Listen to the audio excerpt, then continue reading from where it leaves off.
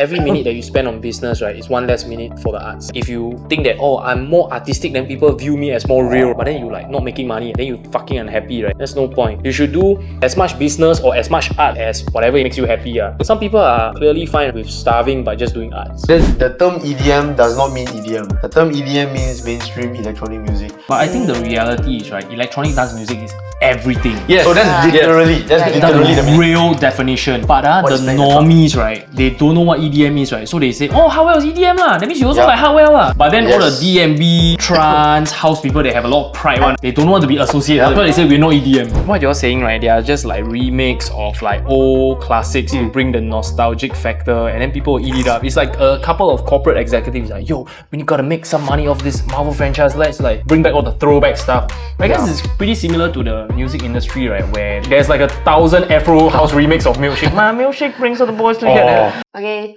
Cheers, guys. Cheers. Plain water, you know.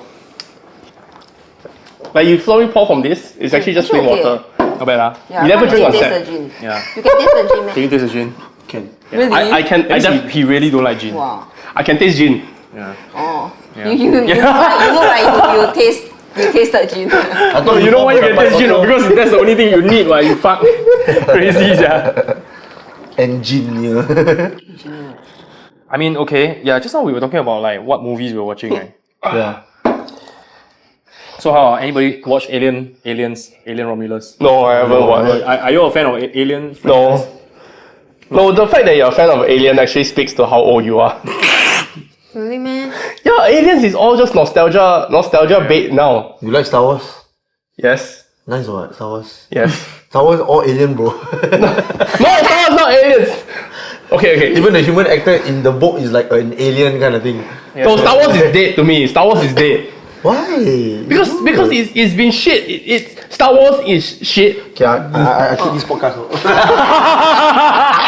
Star Wars has gone. It's dead already. Yeah, I thought the later franchise. No, the latest franchise is what killed it. Later you go home, right? Got somebody outside your door waiting with lightsaber. And I've got my own lightsaber also, you know. I'm that fan that bought like a lightsaber like 4 or 5 years ago. I'm not talking about 7, 8, 9. Like I'm talking about the TV series. Oh yeah, that one's the Mandalorian or the Baby Yoda. that one's okay. That one's okay. but it's the 7, 8, 9 that killed the end of the franchise. That one shit, bro. Yeah. Also, I have my own lightsaber. I spent like $400 like back in poly when I had no money. I still bought it.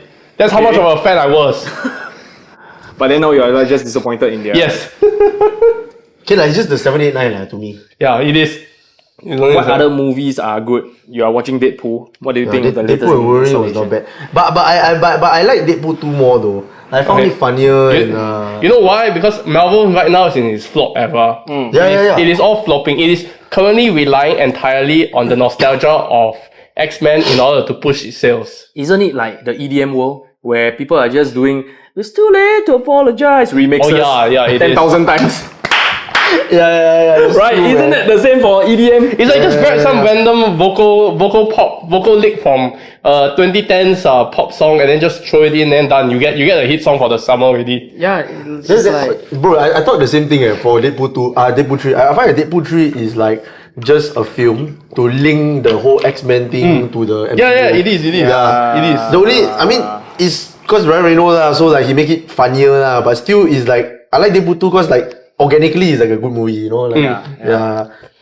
I mean, you just see Deadpool is already self-aware with the fact that it's calling itself the Marvel Jesus. Marvel Jesus. Yeah, because it knows Marvel is literally dying, and Deadpool is the only thing that can help bring it back into. oh shit! So it's quite poetic actually. It is. Deadpool is the only movie where you know Marvel is self-aware about the fact that the rest of the Marvel case is fucked up already. Everyone that they have tried to launch either die or have a allegation. But when I watch the Avengers, the final one is called Endgame. Right? Oh dude, I got the chills, man. When everything before Phase 3 good. Oh, yes, everything before that was good. But what's after that? After that, they just tried too much. Okay. They tried too hard already. They tried Kang the Conqueror. They tried the multiverse. They tried, I think, Spider-Man. I know the Scarlet Witch, the TV series. Yeah. They also tried Scarlet Witch. Wonder Vision was not bad though. Yeah, it was not bad. Wonder Vision. Yeah. Wonder Vision, Loki, all those was pretty good. But the problem is they're all single characters. They can't carry the franchise themselves like Iron Man. Because Iron Man is like a pivotal character. He's But I thought Spider-Man is pivotal also. Spider-Man is pivotal, but he's Spider-Man in will his be like own that. universe. Spider-Man would be like probably the next one to Yeah. take over kind of thing. It was supposedly lah, but Spider-Man is also owned by like Sony. So, you know, like you don't give Sony the character that all this capitalism bullshit. Sony owns to this. I mean, recently I also saw, I don't know, is it a TV series or a movie, but the Falcon take over as Captain America, right? Oh yeah, it's a TV series. But I find that one not bad. Yeah. Okay, but to me, I really like the Marvel Netflix series. Yeah, the Marvel Netflix series is more realistic to me. I like that. Shit, got another Like one. It's called Daredevil. Agents of S.H.I.E.L.D. I like that. Wow. Very underrated. I watched Binge. You know they are the first TV series that came out in the MCU actually. Yeah. I was binging, man. For the Agent Chloe Carter. Bennett. I've got. Why you guys laugh until like that? I don't know. Because we all lah, Marvel like, fans. We are all Marvel fans. Agents of S.H.I.E.L.D. Agents of She S.H.I.E.L.D. pretty lah. She Yeah. pretty lah. Half Chinese, half Ang Moh that one. 回了咯。 Her name is like what? Chloe Wang actually. If I'm not wrong. Yeah, Chloe Bennett. Then she changed to Chloe Bennett because she Mary. expressed like her difficulties of getting Hollywood film. Oh, yeah, because she's that's Oh Asian, yeah, she's like Chinese. Oh yeah. Isn't that the same as DJs where you need to change your name to, I don't know, like... Okay lah, my name is Daniel Wank. Wank what? Daniel Wank lah. Wank something. Wank something. Is that how you become a DJ? You wank people off enough, you get you guys to the top. Wow. I'm holding on your dick. Got me. Oh, Yo, what the fuck, man? Oh, man. Wow, fuck, I was just like having some What, like a lot of thoughts deep-ass again, ah? conversation with someone like a couple of days ago, and now suddenly this channel just change. Yeah.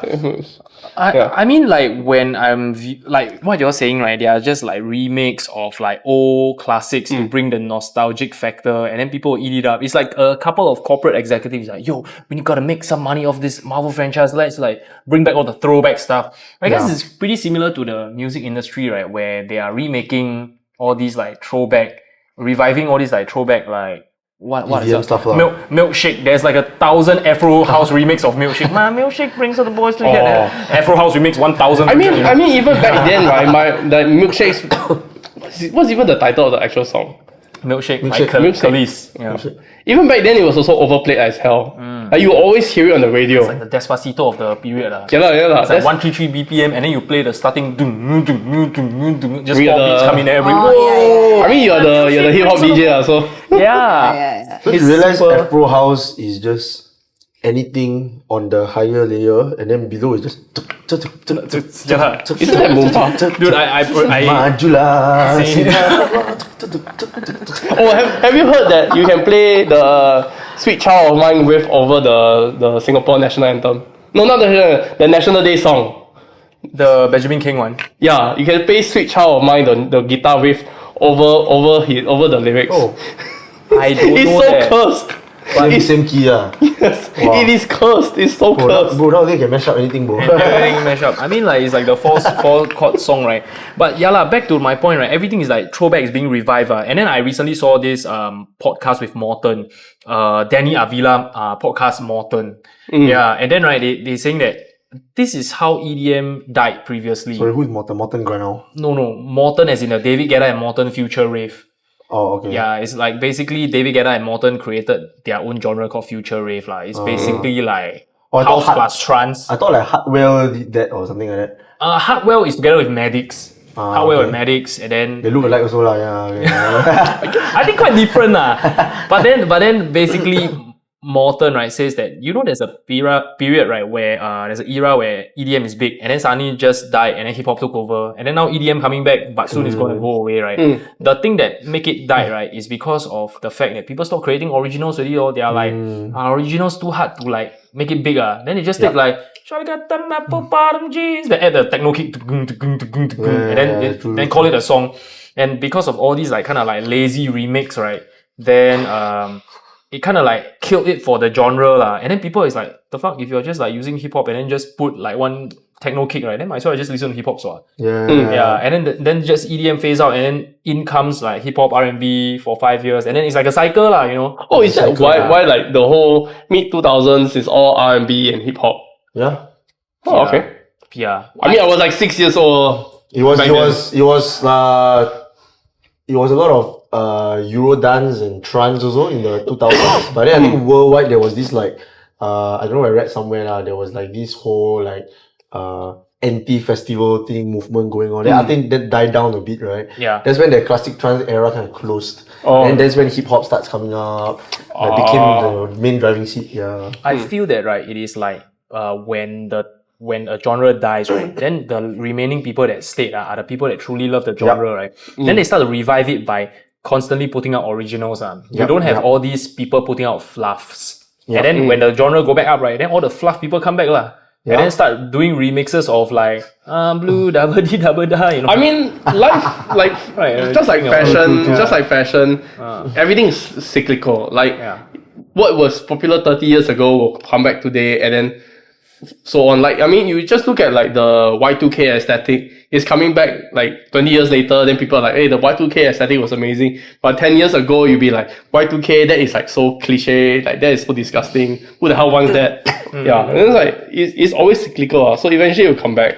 Yeah. And like, you know, the thing is that there is a limit to how much nostalgia you can squeeze out of people. Eventually, at some point, you'll be like, whatever, it's just mental masturbation to my childhood. That's it. Yeah, because another trend that I see, right, is Mental like there are a lot of throwback nights, right, in Singapore as well, that is like trying to capitalize on the fact that, throwback, then everybody come, right? But then when it was a supposedly once a year thing, you make it monthly, and then slowly you make it weekly, right? Then it's like kind of like It's overkill already, yeah, you give people too much of a good thing, then you milk it dry lah. You successfully destroyed one of your biggest money making night. Also, right, another thing I wanted to bring up, right, is like as time goes by, there's always new genres being created. Like you see just now what you just said, like future rave and everything. So I had this joke with Tony also, like you know, one of our DJs.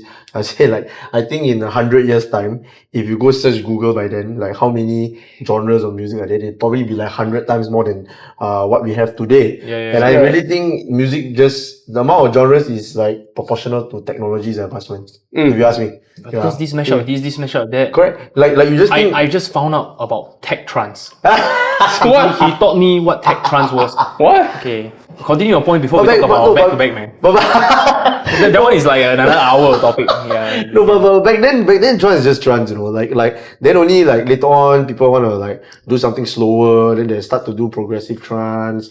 Then they start to do hard trance, which is more influence from the hard house side. You know? So like I think it's really just when it comes with technology, because you just think about it, a few 100 years ago, what is the music genre? It's just opera, you know, the kind of thing. Because there's no technology. Then after become classical instruments. Then slowly become having those electronic softwares, synthesizers. I imagine going all the way from piano to synthesizer. That's a pretty big jump. You know, I'm pretty sure the guitar was somewhere there. I mean, bro, I don't want to make it a 10-hour podcast, bro. Let's start introducing ukulele or 古筝. Hey, where my 古筝at? Bro, this is a movie, not TV series, bro.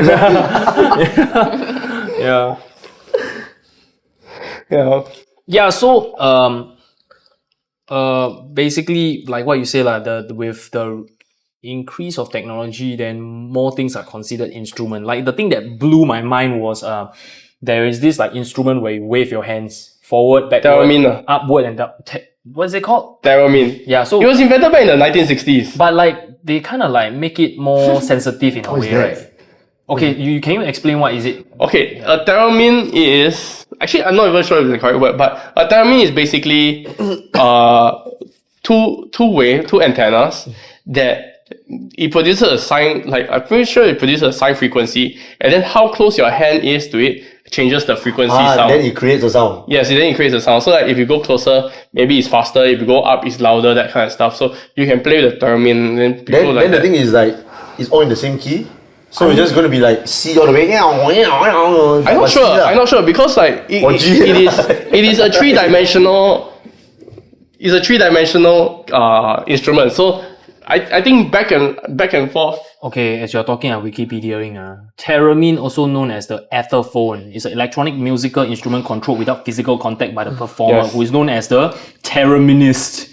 It is named after the inventor, Leon Theremin. So basically, it is like a box with like an antenna on top. Or Then you can basically do 3 axes lah, X, Y, and Z, right? So you can control the pitch and whatever. Yeah. Yeah. It's pretty insane. I've only seen it once live before. This podcast is sponsored by. It's not sponsored by. No, sponsor us. Like Rokujin sponsors us now. I'll drink a bottle of gin online for you. This We will finish this whole This 700. podcast wants you to sponsor us. Only you can sponsor us. Change the narrative. We were talking about Okay, Darwin. Yeah, they Sorry, I have a mediator, you know. but it's good. They can resurrect the Gen Z attention span. I'm grateful for introvert friends, man. They bring you back, guys. They bring you back. Like, Did you see this TikTok where there's a lecturer, right? He hosting his lecture, right? At the side, right? There's this like temple run thing going on. So it's like, like a game segment. So the lecture is at the side, and then a split screen, right, is somebody playing temple run. So he said that's how they engage the Gen Z. So when they're distracted, they look at temple run, then they can come back to the lecture. Yeah, speaking of that, right? I don't know whether you come across some funny Instagram memes where like it's like a recording of a phone prank or whatever. Yeah. Then most of the time, right, is in North Indian accent one. It's like, good morning, sir, how are you? Then the thing is, right, the background is someone playing the game. Yeah. I know. The snake, right? The snake or the car driving, the Lego one. The whole 2 minutes. So it's like to help you pay attention to the joke. It helps for me, ADHD. Actually, Somebody driving the car, then drifting, then about to hit someone and drift away. Then while they tell the joke. What the hell are we even talking about? this instrument. Yeah, but before that, what was the point that I was trying to get at? I was Old school forget music already. and new school music. And then I distracted you about technology and advancement. This one about the guitar. Yeah, so with technology, right, then more genres, then more instruments, because more instruments invented, right? So you can cross genre stuff lah. So it comes to the point where he was inviting me, right, to back with him at his show, which is like fucking ridiculous. I'm a hip hop DJ and open format DJ by trade, right, for 13 years. Forced to be a house DJ first. Decided to become a house DJ. Then now suddenly, hey, you want to play a trance gig? What the fuck? And then all the biggest trance DJs in Singapore are all fucking there at one spot. I fucking stress. You cannot see my face sweating because my face don't sweat. I sweat my ass. Then after that, right, then he started introducing me. Hey, there's this thing called tech trance. I know hard trance because I was like talking to Yusuf Kifa the other time. But tech trance, what the fuck? So apparently there's tech house. There's no tech trance, and I love tech trance. Like it really is like bringing the techno element into trance. And like we can see clearly with trance and house, we get future rave. Right? There's like your David Guetta and Morton. Wow, so it's like everything next. Actually, trance and house more towards progressive trance, if you ask me. Yeah, there's two different kind, right? The more EDM-ish kind of house is your future rave. Correct. Yeah, then the more melodic. Yeah lah. So, how was the night, man? Dude, he was telling me that, good, perfect, man. Then I'm like, I feel that it's not perfect, but I cannot identify any mistakes I make. It means I'm clearly not that good in a genre. You got that feeling like when you play a new genre, right? Where you like, okay, shit, I know this is not perfect, right? But I feel like no problem. I cannot hear any problem, you know? Then, but confirm got some problem one.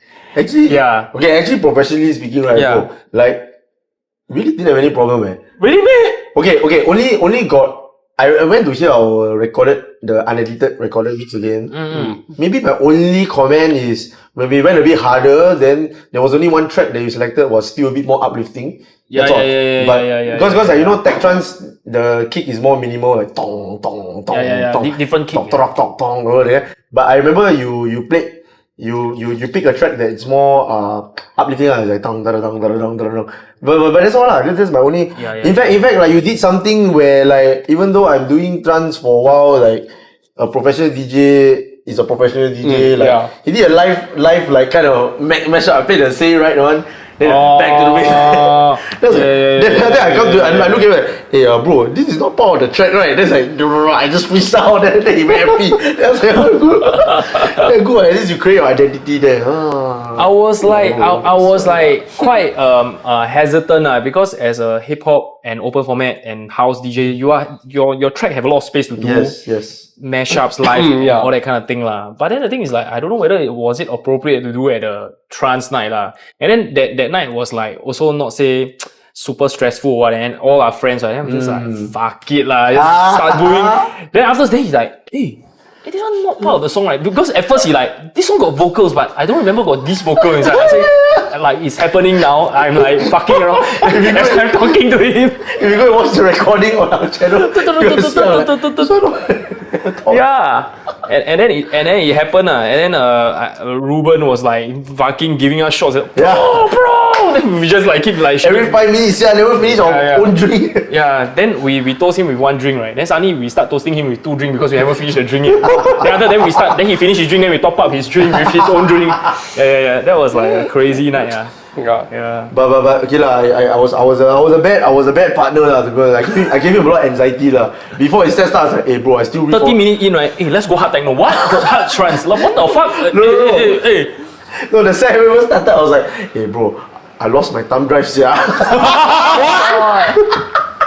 I lost my thumb drive. Then it turns out, right, the international DJ we brought last week, I put a poster on my story. I was like, just very sentimental. My thumb drive got around 50 gig of tracks that I built up over 2 years. Then I was like, I just posted the story. I was like, to whoever who got my thumb drive, may you be blessed with the best of trance and progressive. And after that, I suddenly got the DJ go reply my story. Neil Wilson, he go reply my story. He's like, bro, I'm so sorry. I took your thumb drive back to UK. Then he took a photo. It's the same thumb drive. Send this.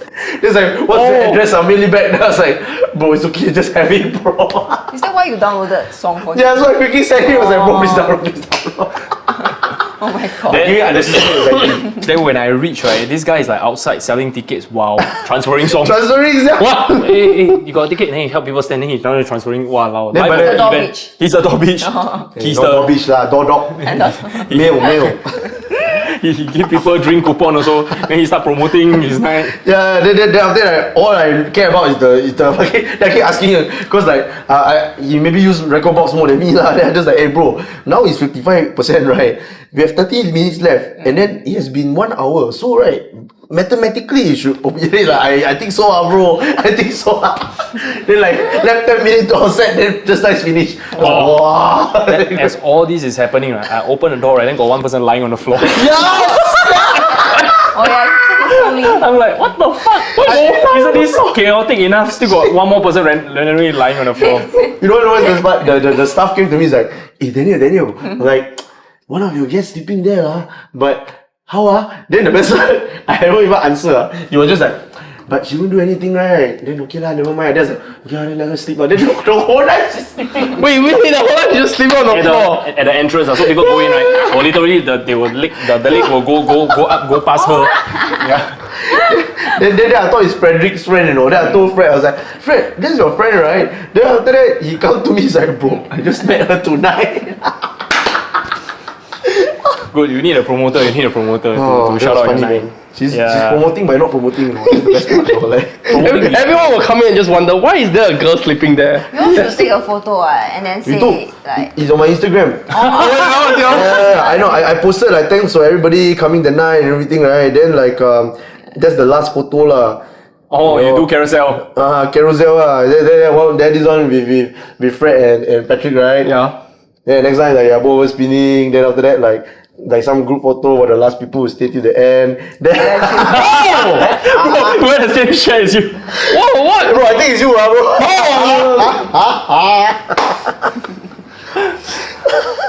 She was there since what time? Like okay, so at first, right, she came out and then she want to go to the toilet. Then like there's the queue pole, right? Yeah. If you are a civilized person, you will walk out of the queue. She just tried to cut through the queue pole, right? Then I see like maybe something wrong. Then she walk like that. Then she came out of the toilet, right? Then she like that. Then the next thing I know, right, because I was being the door dog, right? No, then I come in, right, lying there already. Wow. Then I was like, alright, whatever. Have fun. if you can get so hangover, right, and come to the event, you deserve to get in for free. That's what's happening. You should give her a free ticket next time. Come on, that was me. Like you lure the wrong attention. Later next event, I got 5 body pile up on each other. Higher, this one branding And then people think you're running some sort of like kink event. Kink trance event. Bro, this one is standing foxhole position. Yeah. Behind there, put your weapon there. When you want to go in, you need to do the frog jump. You know the one you stack very high, then you do the frog jump. Yeah, like Good idea. We're gonna do that. Who can pole vault across 5 dead bodies? Will win free. What's the promo code tonight? No promo code. You just need to jump. Jump. The restaurants that squeeze through to get the discount. No, it's jump how high. See someone do a flop. Crazy, man. So right now, what is like your kind of frequency for the events? And are you looking? Wow, dude, honestly, getting international acts is like fucking expensive. Yeah. And can you like maybe like walk us through like the lives and struggle of an event organizer? Like she buy every day, spend money, never make money, that kind of thing. Yeah. Wow, event organizer. Okay It's a shit life, I realize. To me, I still like paid events, man. Like Just DJ and fuck off. Just that one is the best, that one you feed your passion, everything. But reality, like I don't mind a corporate auntie comes to me. Then we doing corporate dinner. I want light, sound, stage. Can cheaper or not? Then you just babysit the auntie, you send invoice already, procurement asking, then you just service, madam, okay, all okay. So you like this kind? I mean, I can live with it lah. I'm okay. I do like, but of course I still like doing my own events more. But like the dream is like, you just push out only, then like you haven't even clicked social media ads to promote yet. Then already people start buying ticket. That's the best feeling, right, bro? That's the best feeling. You've been there, done that. That's the best feeling, man. But in reality, it's like you need to DM people. Hey, bro, come on, bro. You free? Yeah. Yeah, it's like you have to ask like at least like everyone just to man. To just come down to your event. Hey, can you come on? Then after that, like 48 hours before the event, hey bro, actually I cannot come on. Then like, what the fuck? Yeah, man. Wow. No, sometimes rejection. I mean, to be honest, making money and covering costs is important because it's a business. But like sometimes, right, like it's not even about like I want to make money. I just want the dance floor to be packed. But like it's so hard to even get a dance floor to be packed sometimes, What would people rather do than come to your event? Stay home and Netflix and chill. I think the thing is, I think even if you put your event free, right, it's still hard to get people down. It's hard. Yeah. Because like the invested time, right? Is it worth my time now? Yes. So do you think that it is actually better, right, to don't do events so often, right, but do like maybe 4 times a year, right? And then each time you do it better and better and better, then more chance. I agree. But the thing is, if you do that, right, there is your event might not get better the next time. Like people just don't really remember about it. It's like the out of sight, out of mind. Yes. Kind of. Yeah. Like that I understand there's a pro to doing every month, which is you are in the forefront of people's mind. Like every month I'll be doing this. Yeah. But you wear people down. But if you don't do it every month, you do it like once or twice a year, then people will forget about it. But what do you think about our current model where we are doing content, spamming people every day? You all can't get rid of us. But then the thing is, we throw events like once a year or twice a year. What do you think? I think at the end of the day, right, there's nothing right or wrong. It's just about what's your motivation. Yeah, I agree. There's nothing right or wrong about it. If your motivation is about sustaining and surviving on this activity, then you have to think of something that's sustainable. I think like if you ask me for last one standing, like I would focus 80% of my time on corporate events. If I'm full-timing last one standing, right? Then 20% of it. And I always told my community, I always told them, I say, like right now it's because I have a full-time job, right? But like if I'm full-timing last one standing, I would always transform like a marketing channel. Because it's true, I mentioned in my previous podcast, I do have quite a bit of referrals from the community, like because they see us doing then they're mostly working on it. It's like, hey Daniel, actually, we needed to do like a product launch. And I said, oh yeah, we can do, because they're not stupid, right? They can see the production that you do and everything. Then they're like, I also need to do this, and everything. Yeah, so it's the motivation part, and it's just how you logically make it happen. I mean, it's quite similar to like like, how should I say it? Like, I remember looking at like the subreddit for like DJs, right? And like DJs in New York, they most of the time they just play weddings because that's where all the money is. Then once or twice like a month, then they will play the gigs that don't really pay, but it's what they want. So they make money off DJing for weddings, and then they play what they want. And also crafting your social media appearance. I don't know what the right word is lah, but it's like all those like corporate gigs that it's just mainly for earn money one, right? But it's not cool like go and DJ someone's wedding or somebody give birth or what, you know, or do some or go do some DJ like or the It's a boy. it's a boy play hard techno. Name is a girl. I don't know. Or It's a someone girl. I don't give know. birth or Hey, I told you like. Yeah, but so all these kind of like sort of like earn money stuff that is not like feeding your artistic identity one, right? Just do Insta story lah. But then the very happening one, right? Like DJ, I don't know, maybe some big Tomorrowland or whatever, and then you're not being paid, then you will story that kind of thing lah. Who was the DJ that got recently married and hosted an event for her wedding? Huh? DJ Singaporean? Yeah, Singaporean. I remember she got married. Cheryl, no. Shit, I can't remember. I remember seeing their wedding announcement on her DJ on her Instagram, right?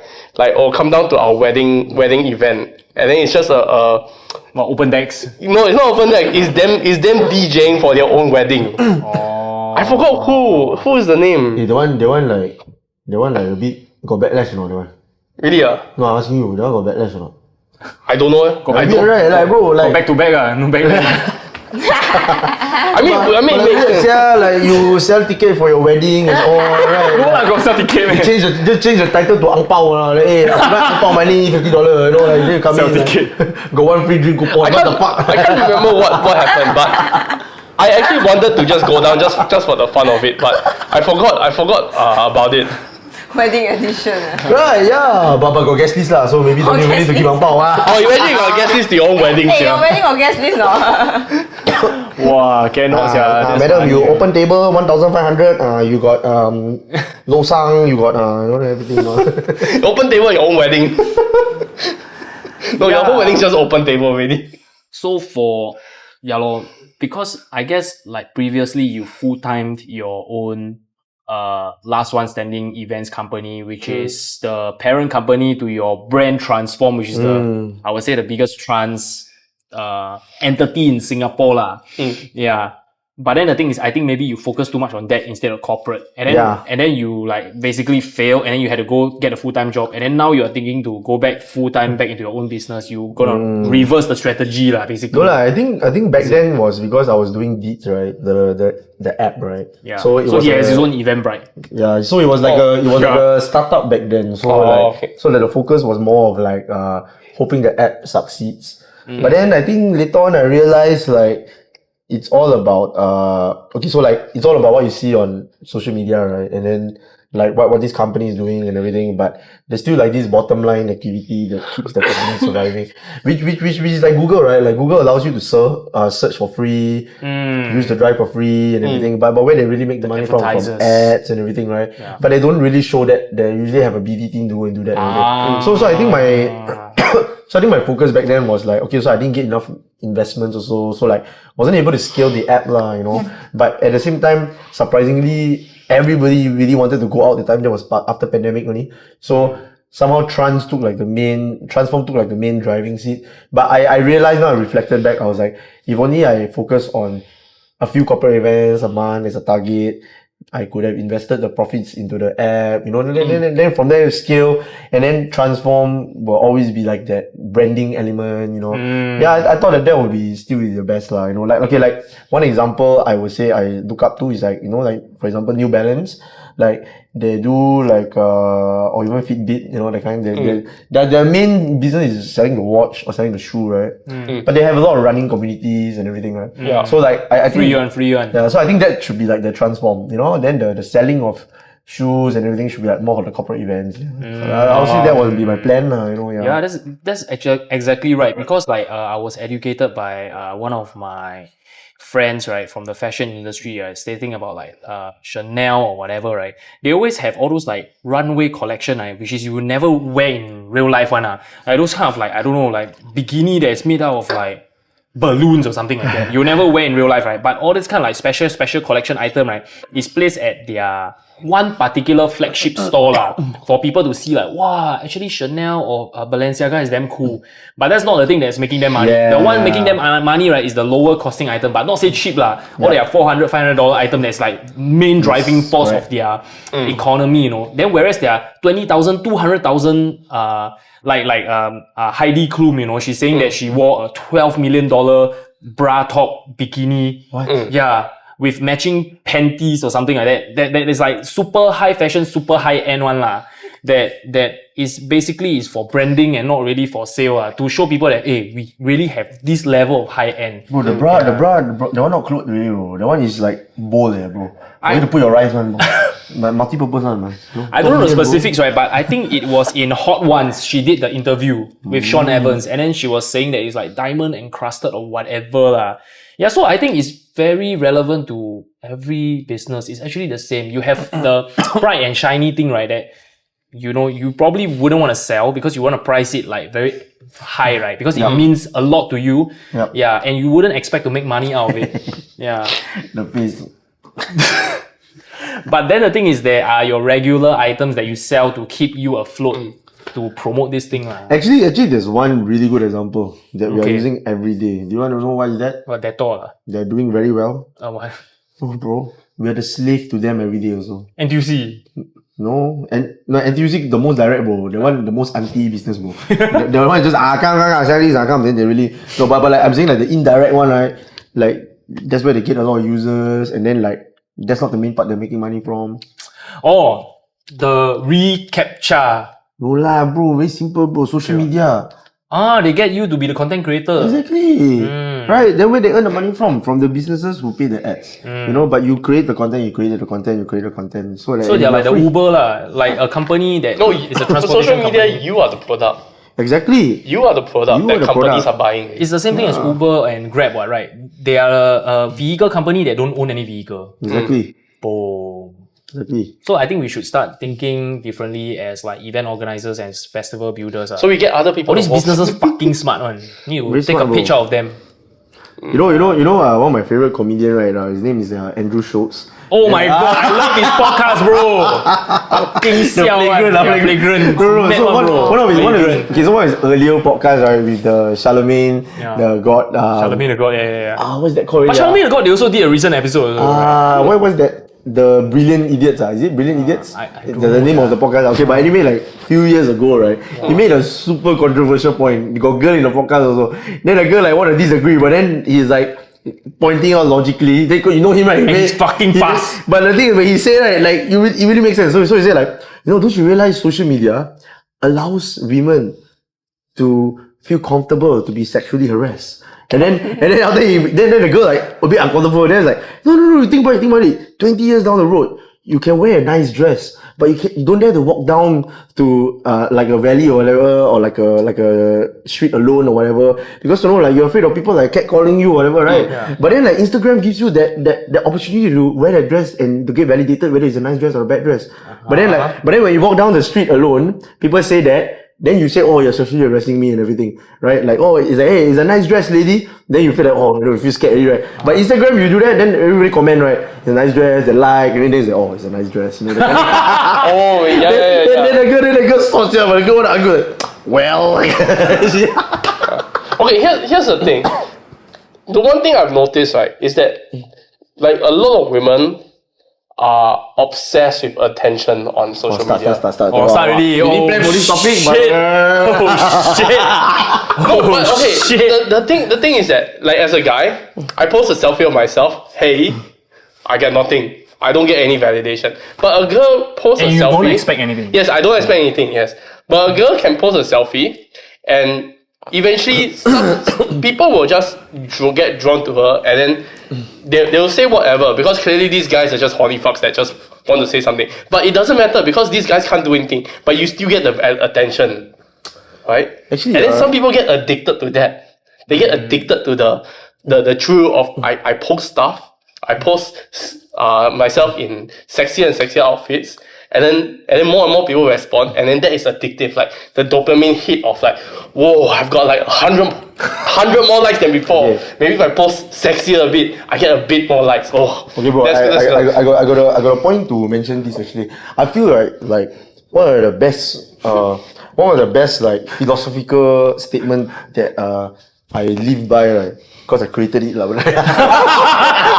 Daniel the philosopher. No. I really believe, right, that the world is fairly unfair. Okay? Fairly unfair. Okay, like you born rich or you born poor, but there's always something that like you really like you have challenged with one, you know, that kind of thing. Okay, so it's like, okay, why I mention this is because I think like when social media is like how social life evolved into technology, right? With the help of technology, right? But back then, right, a guy dresses nice, another guy come over and just hey, sup, bro? Like, nice dress. Like, they don't interact much, right? But girls like, oh my god, it's so pretty, kind of whole group and everything. Then guys also are brought up in a way where like, hey, it's a nice dress, you know, the kind of. So now you go to social media, right? Okay, that's why our post, right, bro. That's why you do like that, right? No guys comment, no guys like, you know. No guys will even share your post as a story. It's weird, right? If I share your post as a story, very weird, right? Like what the fuck? People will ask you, are you gay? Bro, yeah, exactly. Yeah, are you gay? Exactly. Bro, you fucking him or not? Exactly. but then like female, right? Females, like, oh my god, then the emoji, everything, right? So why I want to bring this, right? Because I want to relate back to, you know, later she said ADHD, you know, I relate back to the music industry. No, because right, I think you are keeping track of your conversation very well, this time around. It's a Revelry year 2 student, okay? No. Year 2 student. When you graduate, No, actually podcast 2. No, but what I'm trying to say is like, you see, when I was promoting my nights, right? Sometimes nobody comment. Yeah. Nobody like. And then I was just thinking, is the interaction bad?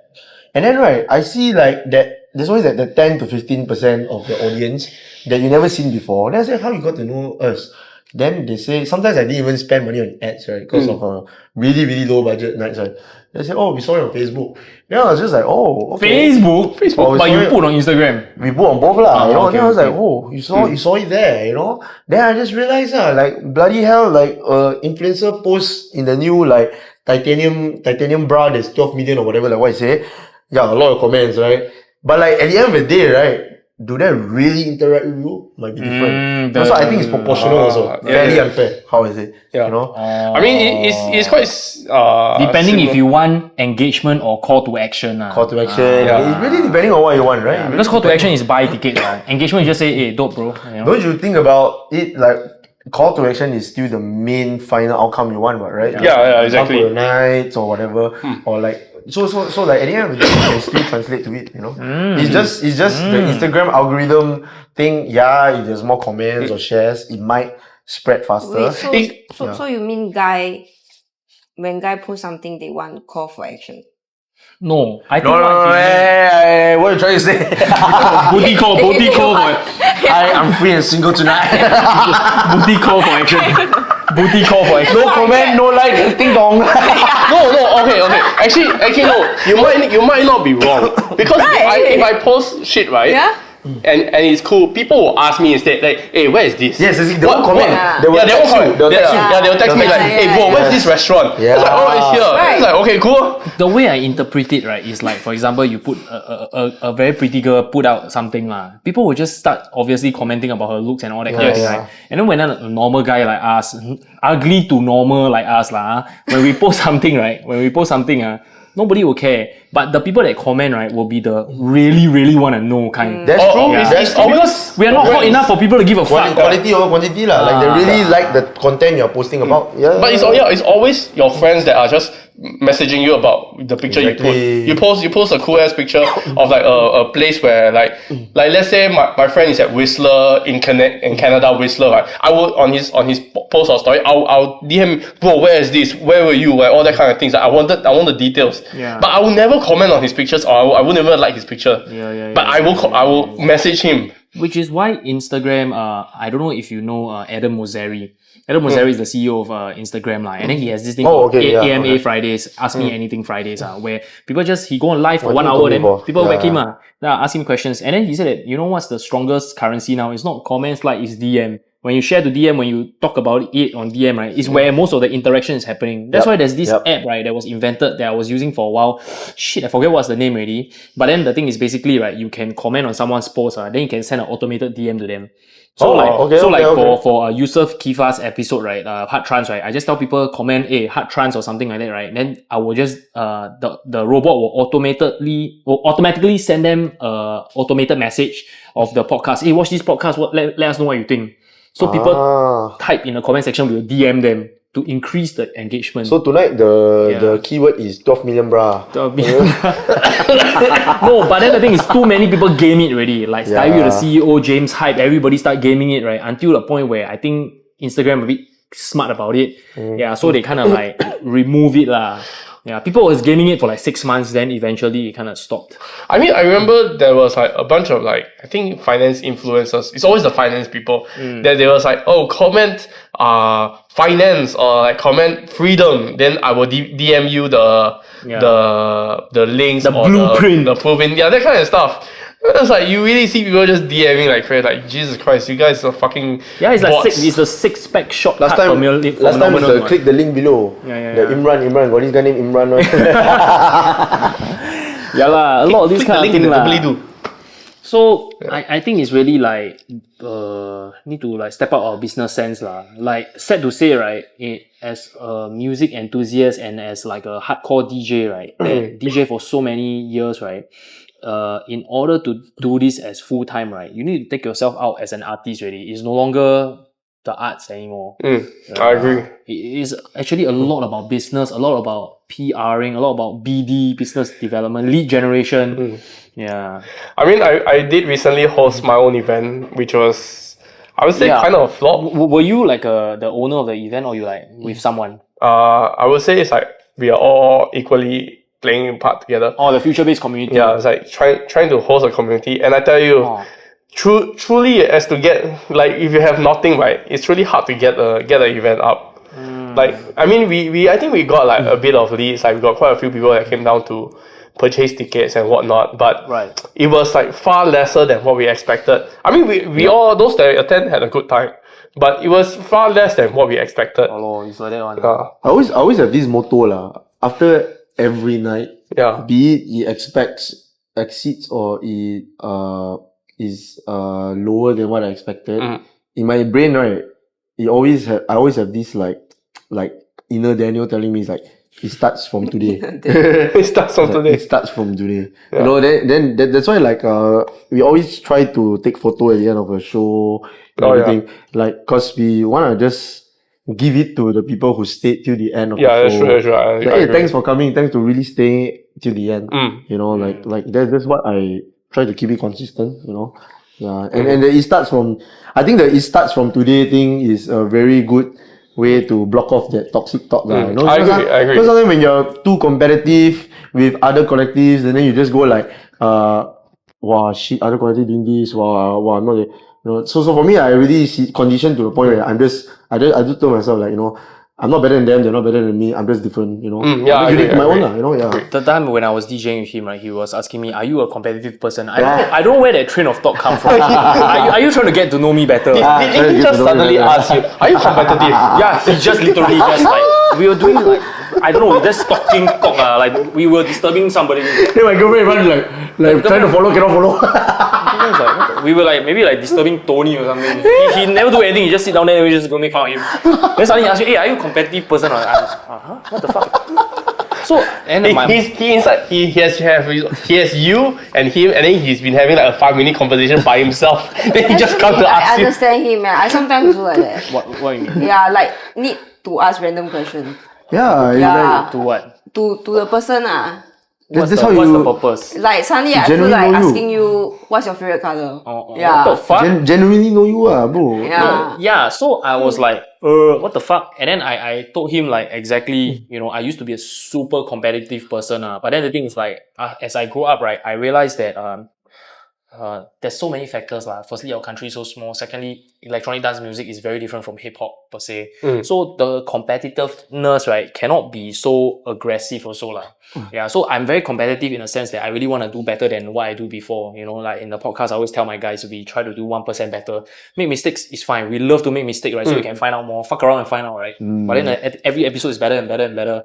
And that's how I'm like very, very competitive in that sense lah. And then also like I don't want to see other people night them happening my night like shit also, right? That you know you cannot how long can you lie to yourself? It's okay. You know, how long can you lie to yourself, right? So that's how I like stop being too competitive, but still competitive enough to have an edge lah. That's like my like I gave him like a short answer. Yeah, and then he's clearly very opposite from me. He's very communal. Yeah, he's the trans family, that kind of thing lah.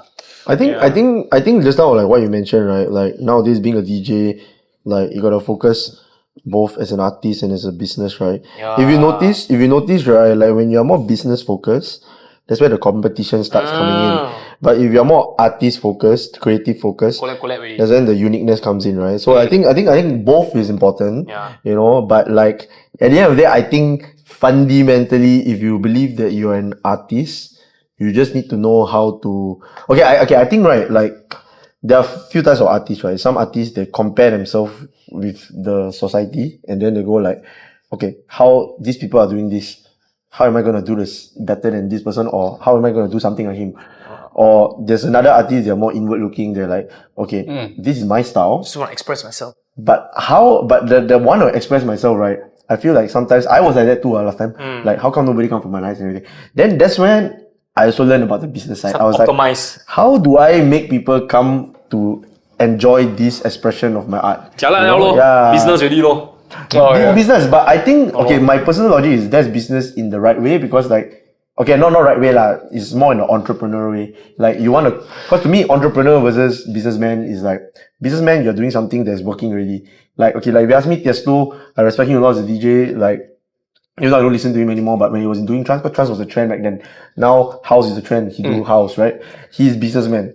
Armin Van Buren to me more of an entrepreneur. Like he's like, I like trance. How am I gonna bring trance to the world? You know, so I would say he has more artistic side. You know? Or like the percentage lah. Yeah, so 50-50, 75-25. Yeah. So if you ask me, artist is artist, business is business. It's just like different percentage. How much? How you wanna? No, I think it's a different spectrum. It's not on the artist business spectrum. It's like artist. It's just how creative. It's like how more inward looking you are, or how outward looking you are, and then how business minded you are. Versus how much you don't care about people's not people's validation lah, but like how much you don't care about money. How much you don't care about money, no? But like if you are like an artist, or like if you are like a performer, okay, that's a better term, artist or a performer, you will still need to know how to do marketing. You still need to know how to do sales. Sell yourself. You still need to sell yourself. So like if you're an artist, I think how you want to sell yourself is really educating your genre, educating your style, telling them why you pick this song, why you produce it this way. If you are more of a performer, it's more of like, this is the new trend. Guys, this is the new trend. Check out other people, that kind of thing. Both are not wrong though. Both are not wrong to me. Yeah, I agree. It's just your type of personality. Yeah, for me, I'm a little bit more artistic driven lah. So that I will educate people. So that's why you say I'm more communal. Like something that I realized, right, as someone that has like really done it all in the DJing sphere, is that every minute that you spend on business, right, is one less minute for the arts. Exactly. Every minute you spend on the arts is one less minute on the business. So you need to choose wisely what will make you happy, you know. I think at the end of the day, if you think that, I'm more artistic, then people view me as more real, right? But then you like not making money, right? Then you fucking unhappy, right? There's no point. You should do as much business or as much art, right, as whatever it makes you happy. Some people are clearly fine, right, with starving but just doing arts. That's why I said earlier. They're clearly fine. But I'm not lah. I realize I'm not. I realized after 10 years I'm not. That's why I realized, right? Like that's why I said earlier, right? Like, the world is fairly unfair to a certain extent, because like the more artistic driven you want to be, then the truth is whatever hard work that you're making, you will not equate to how much you're earning. Like honestly, even though just now we're talking about like people surviving and on the front, like social media on the front, they use the platform, but they're actually earning money somewhere else. To be honest, right, a lot of trance DJs, there are no international DJs are trance because it's fractal in all natures. It's like locally, if I get a local trance DJ, and I really admit like sometimes I don't have the budget to pay them the market rate of a hip hop DJ. It's true. And this is fractal in all nature. So even on the international festival level, you want to pay a house or hip hop DJ rate, trance rate is lower. Techno, the more like underground techno, niche? Correct. And how do they survive? How do they pay their house? They're doing more production tutorial. They're doing anything. Because when you Sell sample pack. Correct. Because if you teach production, the person doesn't have to be a trance DJ, trance producer, but they can be a house DJ. Because the techniques and everything. Yeah. So actually, just now we were talking about like basically a lot of like events, creation, business kind of thing lah. Yeah. So another thing that you brought up, right, which is pretty interesting, right, is Malta is the new place for clubbing. What the fuck? Because I was always thinking like Vietnam is a new hotspot, you know. Malta? Yeah, and a lot of people don't know where Malta is. Actually, Malta I is want to it talk off about it. the coast of Hawaii and then approaching Philippines there, that small little dot is Malta, is it? What? No. Brother, that's too far away. No. Malta is near Italy. Yeah, Malta is near Italy. It's near then the one that is like off the coast of Philippines is called what? Because I know there's a guy. Guam. Yeah, correct. I know my geography now. Give me the wrong information.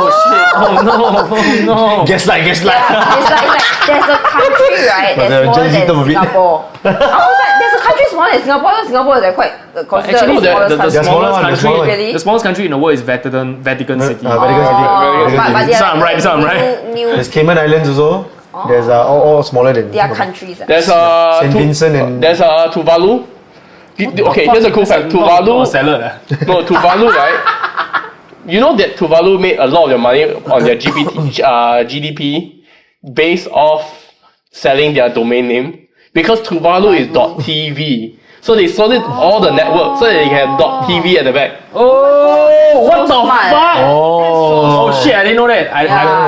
I didn't know that. That is the first educational point of the podcast. Wow, good job. Hopefully nobody flame us, say that, hey bro, that's not true, bro. Then counter argument. Okay, but it's good engagement. Good engagement. Okay, back to the. Yeah, so okay, Malta, you're saying I don't really know much about Malta partying scenes. Yeah. Me neither, bro. Like for me, like for trance, like Luminosity, ASOT are usually like the main ones, and they always do it in Utrecht for ASOT in what the hell is Amsterdam. Utrecht? Yeah. It's a place in Netherlands. Okay. So Netherlands got like Amsterdam, got like Zandvoort, where Luminosity always does it there. Then Utrecht is another place in Amsterdam. Rotterdam also is another place in Amsterdam. Rotterdam. Yeah. So usually ASOT does it, a state of trance for the podcast sake. You usually does it in Utrecht. Luminosity always do it in does it in Zandvoort, which is the beach side of Amsterdam. But Malta of recent times, like I think after pandemic only I realized it lah. But I think back then he has always been having parties really. But yeah, recently like they started showing like really sick ass lineups and everything, and then I was like, oh shit, these lineups are like Luminosity level kind of lineup, like, you know, you have a few stages and everything. In fact, you even play a track during our back to back, bro. There was a Cafe Del Mar, remember? Yeah. That's in Malta, if I'm not wrong. Yeah, okay, wait, let me get my facts right. Cafe Del Mar, like what? Remixer? No, Cafe Del Mar, the cafe. Cafe Del Mar is a song. No, Cafe Del Mar is like a physical location, and then people make songs about that location. Yeah. There's a Singapore edition of Cafe Del Mar, right? Yes, there's like 2007, then closed down. Yeah. By Live Brands or something. Either in Ibiza or like in Malta. Wait, let me check. Ibiza. Ibiza or Ibiza, they like to call it. The Z is a T. No, I guess so. I mean, I know. Or San Anthony de Portmany. Okay, sorry, I was wrong. But anyway, like Malta has that very islandic kind of vibe. Mediterranean. Mediterranean, yeah. Like, So like I Santorini, mean, Italy is Greece. always that kind of vibe, one. so yeah. So So it depends if you're on the south or the north. yeah. Two different. North is totally different from the south. Like more. North pretty, is like what? North is Roma. colder, south is warmer. Yeah. I went to South this year. It was amazing. I went to Tuscany. Yeah, amazing. Like and things are way cheaper. Then Singapore. Yeah, no. So like I always Bloody hell. I always thought like Europe has been really expensive because I went to Amsterdam. Can't see It's bigger. crazy. Like and the food sucks in Amsterdam. No offense to my Dutch friends or whatever, but like really the Italian food all is not nice. But when I went to Italy, I thought it's gonna be like a touristy place, right? And so I thought it's gonna be like expensive. But I mean I went to South Italy, right? So I went with my girlfriend Diane, right? Like we went to eat. We went to get cold cuts, pasta, and like soup and everything. And in Singapore, right, if you have a nice Italian restaurant and you eat there, right, it's really what we ordered is probably easily 120, 130 Sing dollar for two people. But like there, it was like 40 euros. Okay. And I was like, what? Because here's the thing. In Singapore, Italian food is marked up like crazy high. It's import also. It's all important, it's crazy high. But when you go to Italy, the food you eat is Literally simple, easy, several ingredients only, very very fast, very Chef easy, also. right? Macam $2 soju in Singapore. Korea. Yeah, it's like that. It's like you eat what aglio olio is like literally 4 ingredients only. Yeah. That's it. That's just how simple Italian food is. So I went with some of my friends, right, after Lumi this year, and then like we also came out with our own quote. We say the average is the best in Italy. The average restaurant is the best. Just see one random auntie selling cold cuts at a random neighborhood area. You just walk in. Then like we ordered for like 10 people, and then like okay, one of our friends, she's Italian lah, shout out to Christina, and then like she was the one speaking Italian. You know what's good, man? She know what's good, and then he's like, you guys just stay here, okay? I come and order and I come back, okay? Then after they come back, it's like, okay, everybody 15 euro. I'm like, you oh, have to oh shit, okay. You need to know how to speak their language lah. No, actually Italian mostly can speak English, but okay, but true, the southern side, some people might not be able to speak English as well. And I think also the cheaper restaurants, right, usually are the ones that are run by older folks and less branding, less Family fluff. business. So they are Italian speaking only. I guess so. Back to the artist business Yeah. performer thing lah, I mean the thing is, artistic side. when I was in Japan, it's also exactly the same thing. You don't eat at all the TikTok places because at that point it's like 2 hours to queue for like one bowl of like seafood rice. It's like why queue so long? Just go and eat at any random train station. The food is probably better than what you have already. Sometimes we queue outside the Korean in the snow. We queue in the snow for this Korean. The salmon noodle, the noodle but But they cut the salmon into like noodle strips. So you're eating like Which part of Korea?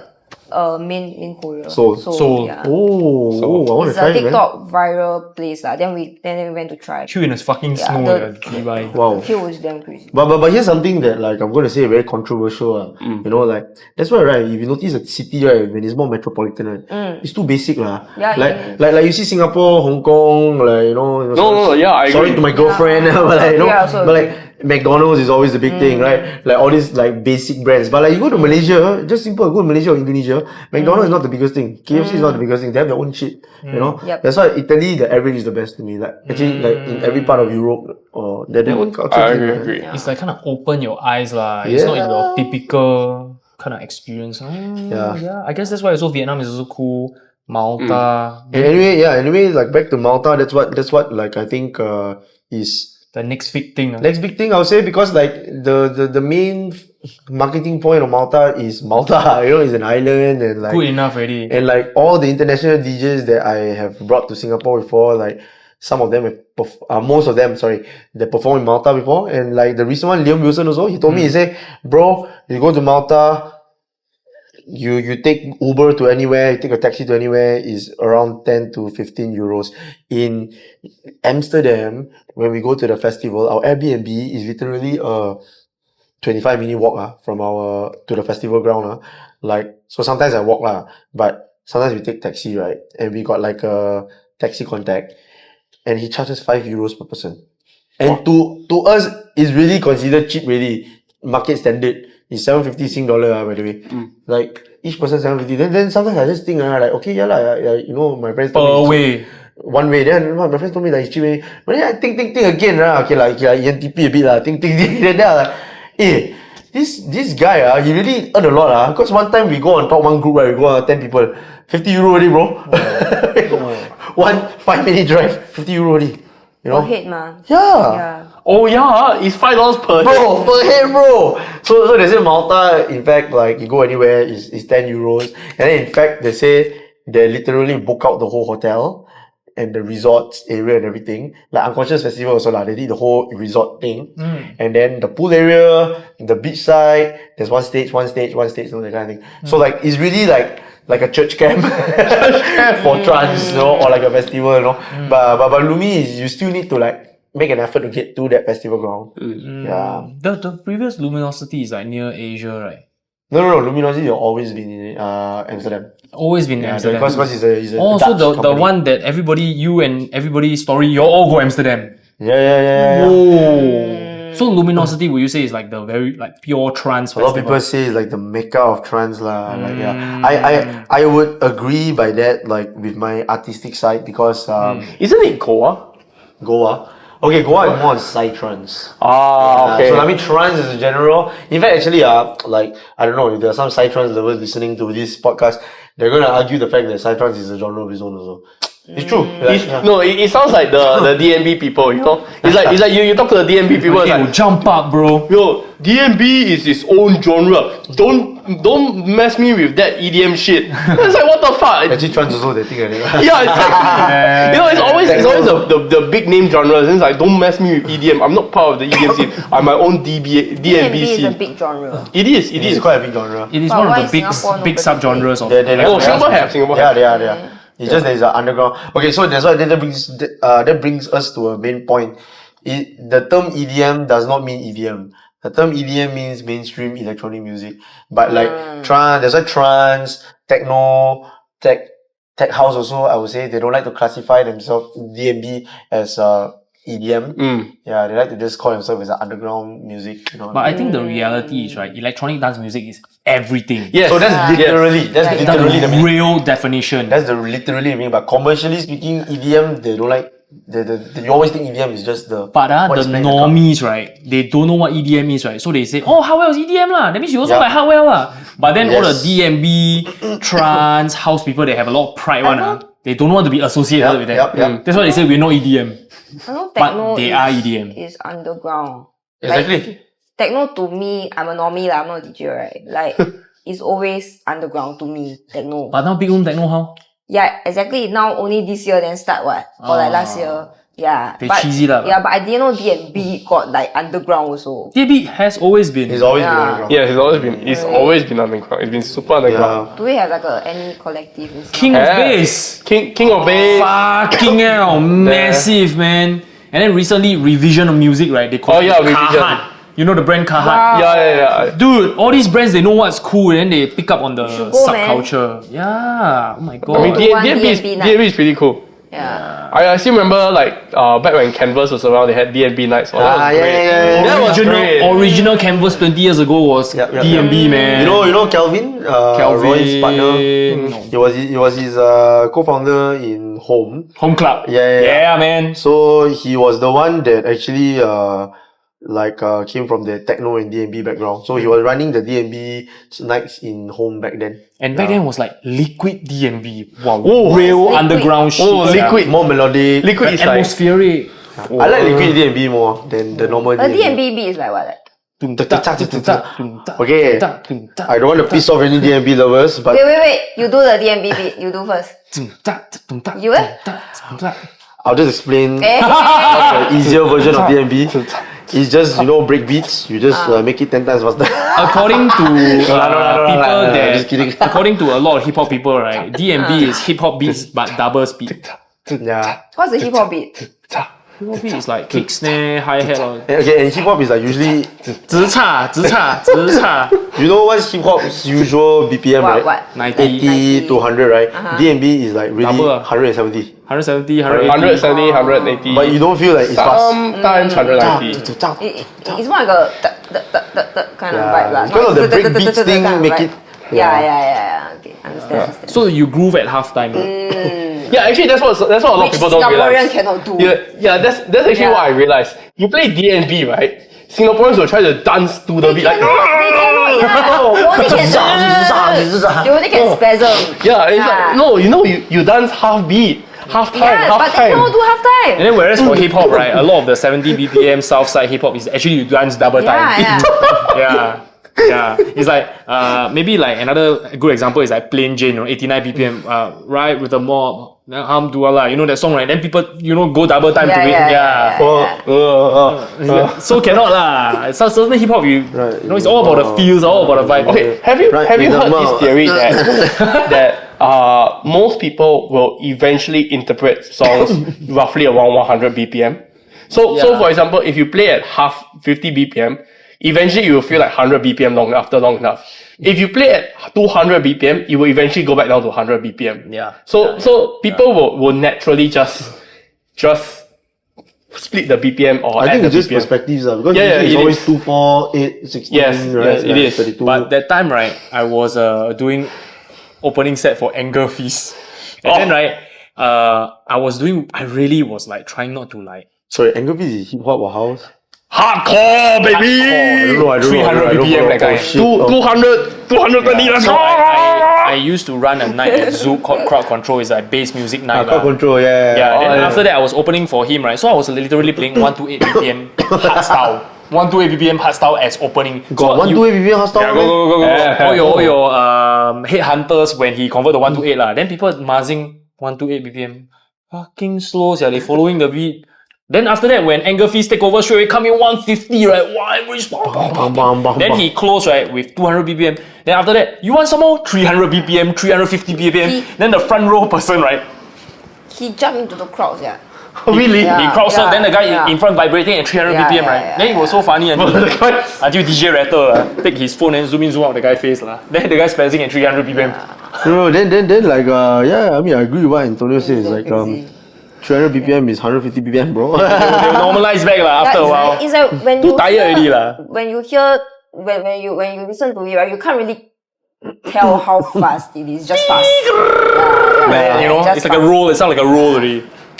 It's not even the kick, it's the mid bass already, bro. Yeah. It's the subway. Wow. And lastly, maybe we can talk a little bit about transmission. Wow. All this transmission, all this gig, EDC or Thailand. Wow, you want to buy ticket 24 hour pom gone already. Yeah. And another thing for all the event organizers, right? When transmission is happening in Thailand, you event organize in Singapore, you die on. Because half your friends will be there. Yep. Oh, really? So like I don't wanna announce who I'm bringing in December, but like the agent told me that like but like when I say this, the trans people they might know who already lah, But the agent who know me, the agent who spoke to me, actually the first date he offered was the Friday before transmission, and then I was like, bro, he's playing in transmission.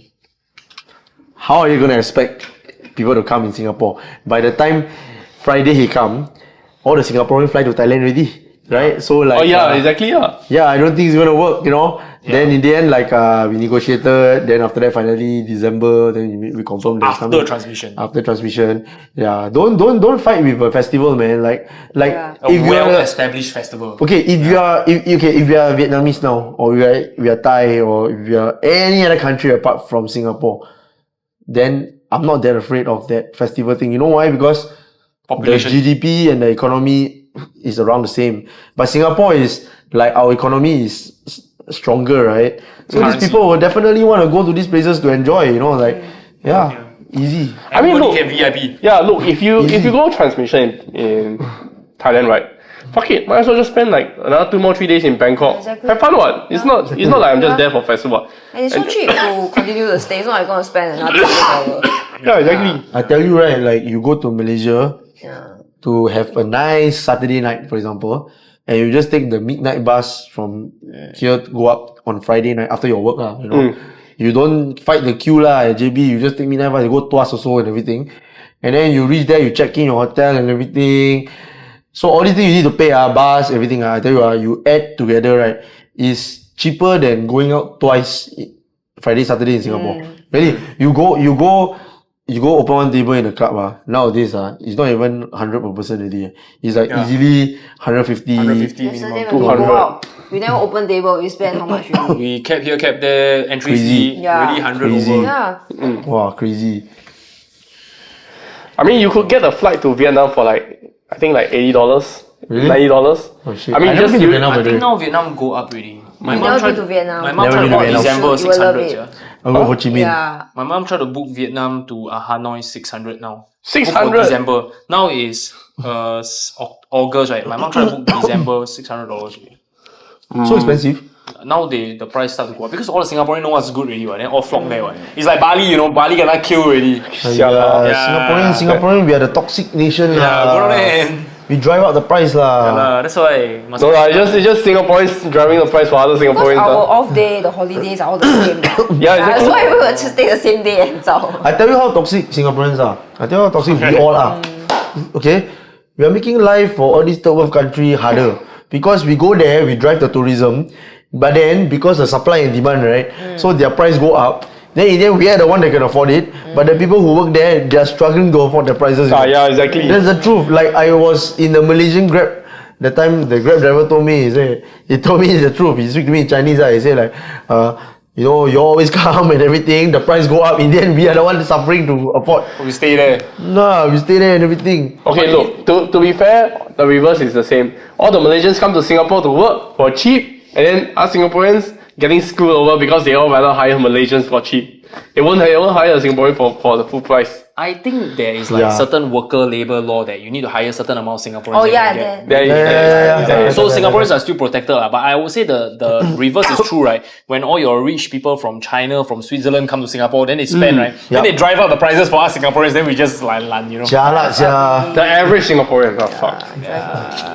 So I guess this is the kind of stuff that we need to face when it comes to like starting our own business, But unpopular opinion, right? Like to the millennials lah, because I'm a millennial. Like We are all millennials. But unpopular opinion lah, But I really think Singaporeans, we have one of the best balance of capitalism and socialism, if you ask me.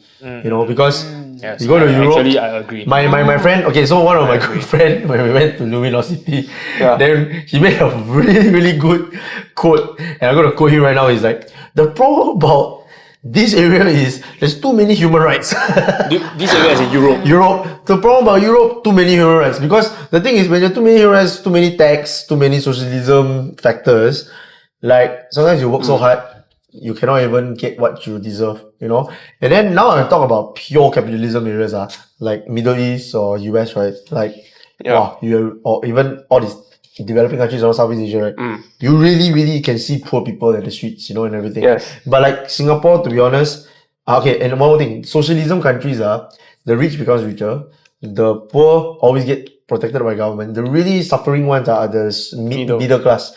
Because you really work very hard and you see all your money go to the tax. You work very hard, you see your money go to the tax, that kind of thing. But Singapore, if you ask me, really one of the best balance, because all of us right now, we work, right? We got CPF.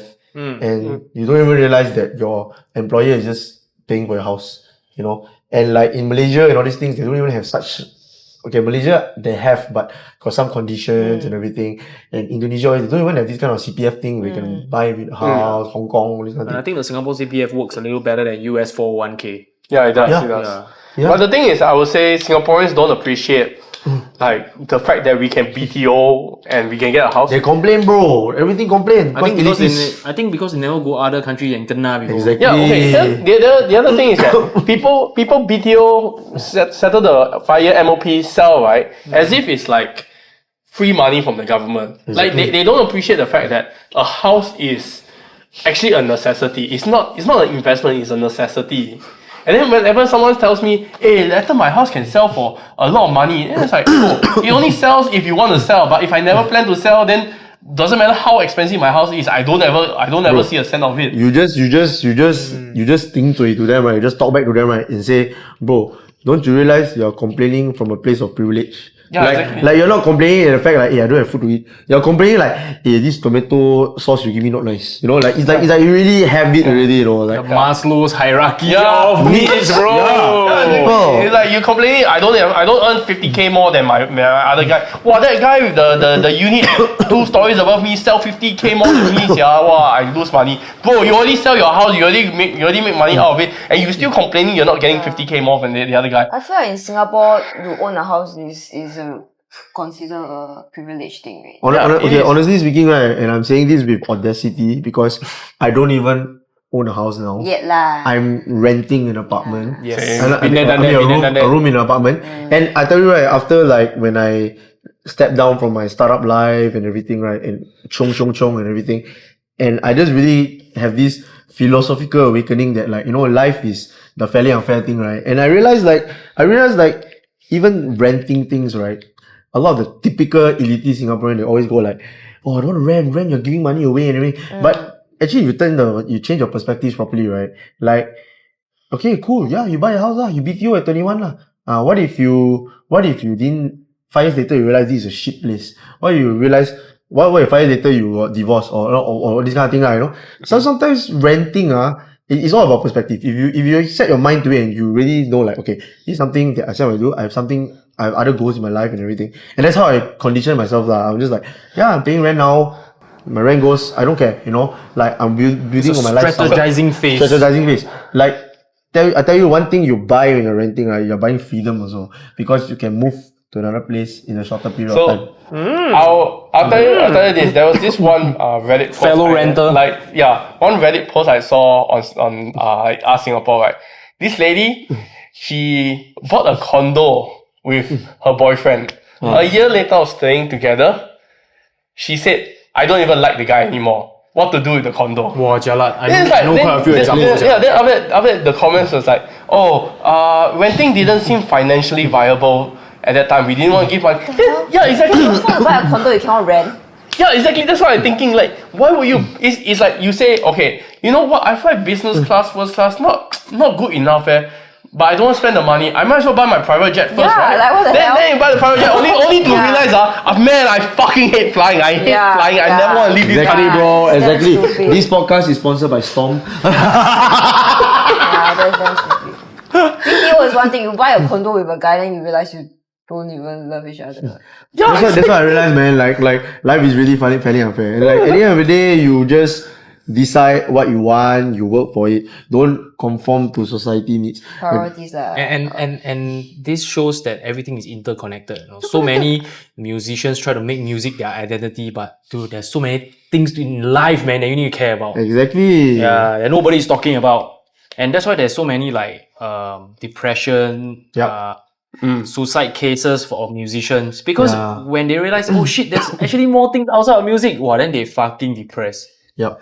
Yeah, if you don't settle your life and then you just focus on your craft, right, then everything will crumble, right? And then you're just like, oh my god, you're helpless. But sometimes it's more than that. Sometimes like the depression is really so deep that nothing can fix. Yeah.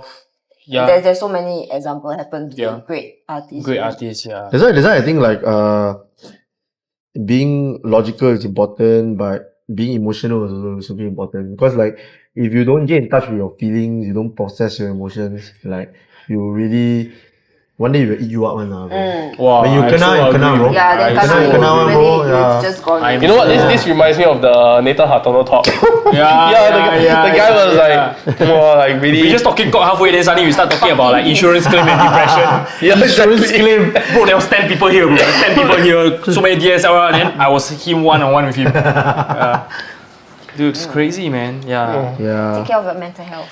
Yeah, because I'm so hyper logical, you know, and then when I suddenly, you know, I think because of the fact that she helped me understand that I also have emotions lah. Yeah, and then I realized, oh shit, I'm actually like quite fucking damaged, yeah. Then I stopped chonging, right, and start self-care a bit more, right. Then I realized, hey, actually can chong more.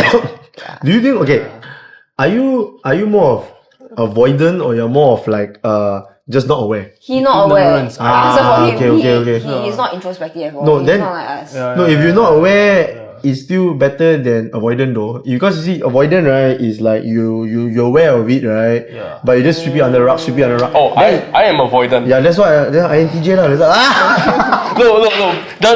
The one con of being an INTJ is that I'm hyper introspective about myself. Very self-aware. Like I'm too self-aware about my own feelings. You know, like I make my friends, like let's say I piss off my friend. I will sit at home and just think about like what the hell was I doing? Like I just sit there and think to myself like, oh my god, why did I say that to my friend? Like I'll go through my entire conversation and like wonder what was my process thought behind saying these words. but that's not avoidant, what? You're introspective, what? Yeah, but avoidant is sometimes like you know that you behave this way and you know why you do it. But you still do it because you don't want to change your ways. It's very hard to. Sometimes it's very hard. I don't to, think that's avoidant. That's impulse control. If you ask me, really? I have that problem also sometimes. There's something I know is wrong, but I still like. I just wanna Wait, I don't think dopamine. it's Then like I do it. You know, wrong. like, Maybe it's just you know. it's not good for me right now. Or I shouldn't do it now. But like, I just like, yeah, I can lah. You know, like you feed the dopamine. I mean, like I would say like that's my relationship with food. Because like me same also, bro. I mean no, that's the reason why I'm this way. It's because like I know that this food is bad for me. Like I really shouldn't be eating this. I shouldn't be eating this way. But like but like I just cannot not eat in the food that I want. Like I just don't know how to tell myself, you know what, you shouldn't do this. Even though I'm telling myself that I shouldn't. But I just do it because it has to satisfy me in some way. Speaking of this, right, there's something really funny. Like, so like my girlfriend is from Hong Kong, right? And then like generally Hong Kong people, they also like to eat like China food and everything. Right? But like most of the time, right, when we go and have like dinner date or whatever, right? Most of the time I suggest one eat the tong pei stuff, everything. Then I think one time I eating right, then I just like, hey, damn, I just realized something. Then it's like, what? Then I was like, I feel like I'm more China than you, yeah, in the food. Then she also laugh. I guess maybe they grow up with that, so it's like not special. Yeah, but at the same time, she's like she can eat every day. She's like she's okay, you know, like I'm okay with this, you know. Yeah, so like, yeah, that's hedonism, bro. Hedonism. You just need someone like a human. Yeah, then cause mine sometimes not as strong as a person to hold you back. LQIN. Yeah. LQIN, bro. Like, what? Follow him. Oh, he spelled his name. LQIN. Single, ready to mingle. Do not give him the Pringles. Oh, wait. Why are we stop shouting out Harvey? Why are we shouting? We were always shouting out Harvey, alright? Wait, Harvey Instagram is Harvey or Harvey. Harvey. Seriously, that's the problem. Harvey has such a handle, such a good name. Not SEO not optimized. You should know that my handle is SEO optimized. Oh my god. Yeah, of course. Like if you search my name, only my name comes up. Arkin. Yes. Yeah. Yeah, but who would cross their mind and search Arkin? But what's Arkin? It's just okay. The name came from my Xbox gamer tag. So my Xbox gamer tag was Harlequin, but spelled in the Italian way. So Harlequin is actually the French name of spelling it. But I take out enough letters and replace the letters so that when you search for that specific combination of letters, my name will come up and no one else will. Because Harlequin is such a common name. So when you search ARLQIN, only my profile comes up. No one else. Single, huh? Then why is you single? God bro? damn. Why are you still? Because nobody searched that name, that's why. Must change your name to like That's why, bro. Tom or something. That's why. Like jigsaw puzzle can be the very strong SEO, but no one will search jigsaw every day. Yeah, exactly. Liquid DMB. In fact, right, if you Google, use any of the chat GPTs to search my name, right, it'll come up. You describe me exactly who I am. What the fuck? Because you got Urban Dictionary of your own. No, I don't. But because they crawl the internet, so like, once they crawl on the internet, right, my name is like just locked in the database already. Hey, actually, you know, the mascot for the name. Actually, exactly. Actually, you know which AI I think is more advanced than ChatGPT? What? Meta's AI. Meta. Yeah, you know, I just nail. On Instagram, you accidentally click, right? You know, you just search what's right now. What is Revelry? They'll literally tell you. I search what is transform. Then WhatsApp. Yeah, you just ask. You can do it. What is Revelry? I just search now. Oh yeah. It's really like search. Hey, how do I? What is Revelry? Sorry. Show you. Oh my god, yeah. Revelry refers to lively. Festivities. That's why you try searching my Who name. is the founder? Revelry Singapore. There's a lot of Revelry Singapore in Singapore, yeah. Like the bakery, probably. Oh yeah, there's a bakery. Unfortunately, I couldn't find any information of the Revelry of Singapore. Your waffle specialty. Waffle piece, specialty waffle. Wow, shit, More man. famous than us. They rank higher in SEO. Yeah, Time to collect. They are the Collab the original bakery. Revelry. Yeah. Original Revelry. Okay, sorry. Yeah. That was a failed attempt. But mine I know works. You try. You try. Confirm works. I'm Who is keen. ARLQIN? ARL. QIN. Bro, like that play cheap bro. Who is DJ LENERD? Confirm come out one, bro. I cannot find any notable. What the fuck? No! Actually, no. Have to search. Wait, how you spell? My name is SEO Focus. It is! ARLQIN. Burn people house on this guy.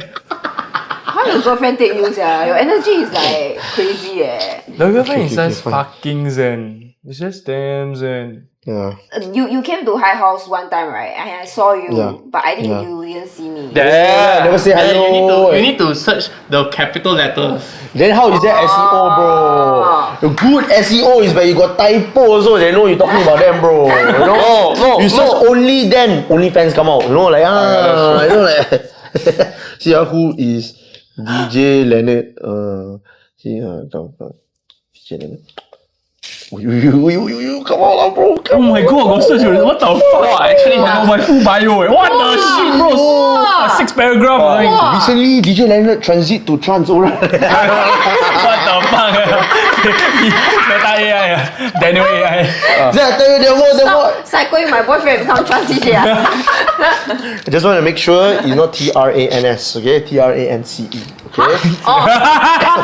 Hey, I need to stop here. You know my trance and progress. Stop spelling my friend very slow You know my trance and progressive Singapore Telegram chat. Every day there's a random slut that joins the group and like DM to join our sex group and everything. No, that is just Telegram. That is just fucking Telegram. Bro, then I realized it's called Trance and Progressive Singapore. So maybe they mistook like it's not transsexual and like a progressive. No. Fuck, man, like it's just Telegram. You see on his fucking channel, always got fucking sex bots on there. But we delete very quickly. they're very fast. We delete very quickly. For us, we reach a point we just interact with the person. It's like, hey, go get keep this. chatting with them. We will chat with them. So every 4 days, I'll see suddenly the transform group, right? A lot of people talking, right? It's because some sex bot going in, they start talking to the sex bot. That's what I realized, sometimes like interaction, anything to have interaction, get ready. Yeah. Great. Okay, I guess we cover a fuckload of topic lah. So as usual, right? We end this podcast with like playing a random game to you know Like, spice up our life. Like game explainer. Please introduce the game first. This is basically ShiZap. Shazam. It's like Shazam. Shazam! No, just kidding. So this is ShiZap. So apparently it's just what's the name? Jenga, but with Jenga. electricity. Hey bro, hey, I don't shit. want to get electrocuted. Wait. There is battery inside this thing. Yeah. Yes. Oh my So I'll god. get electrocuted. Wait. Yeah. Did you try getting zapped just now? No, not yet. Oh fuck, I haven't yet. I would never. So there's I want to volunteer. Wait. So how the fuck do you play this? Hey guys, my Grab coming in here. See you. Basically, this tweezer will shock you randomly. But the thing is, the game doesn't end when you get shocked. The game ends when the tower drops. So you have to keep picking blocks out and then passing the tweezers. So what you do is So this is Jenga lah, basically. it's basically Jenga. You He will take out, randomly right? And shock then- you, right? Yeah, put. And Oh my god, you just I pass heard the it. next person. Did it shock you? Is there No. a time limit? No, it's until someone knocks over the tower. Or then the person will get zapped. Yeah. Yeah, so the zap will like the zap will like distract you.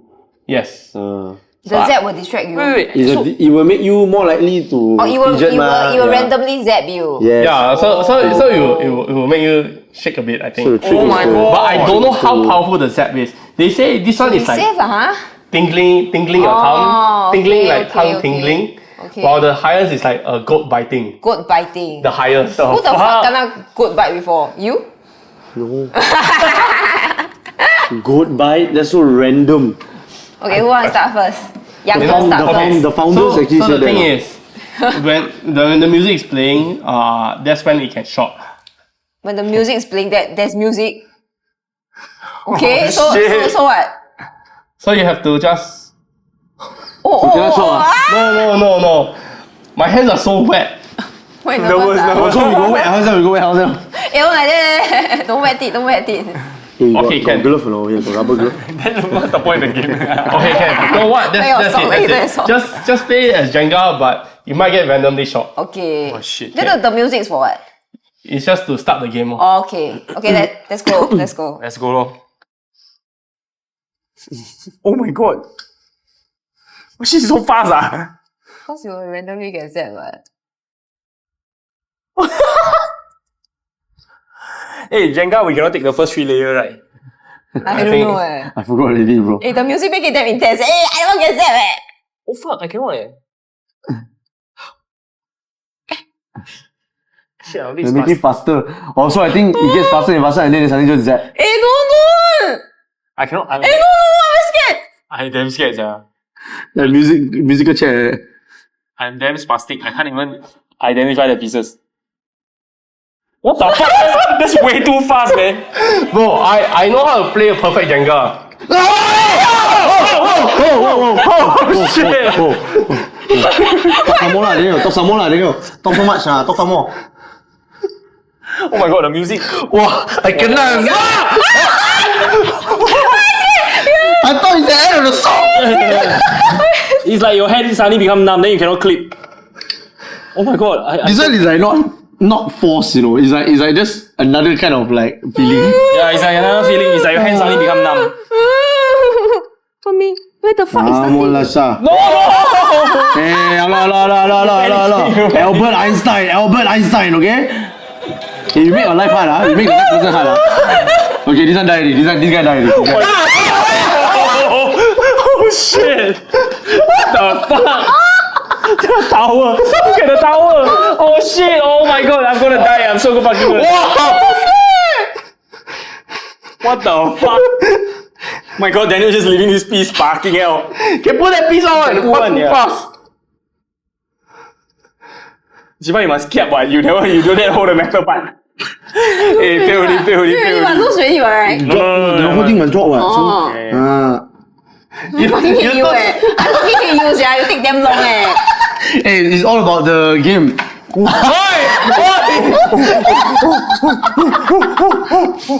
It's all about playing system. Oh my god, I'm so fucking like lost. Some more, you know the configuration of the thing, you don't know which part. Oh my god. Oh, no. Hey, what the hell, bro? Oh, I don't Oh everything cannot, yeah. You go fast! Hey, what the fuck?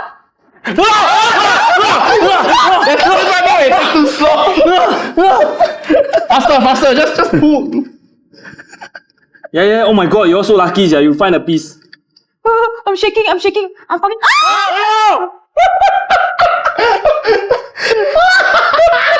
Oh my god, the shock quite strong, eh. The shock is like not someone slap you, it's just like a different kind of feeling, right? It's like pull your nerve, eh. yeah, it's a different kind of like intensity. You want to try? Just hold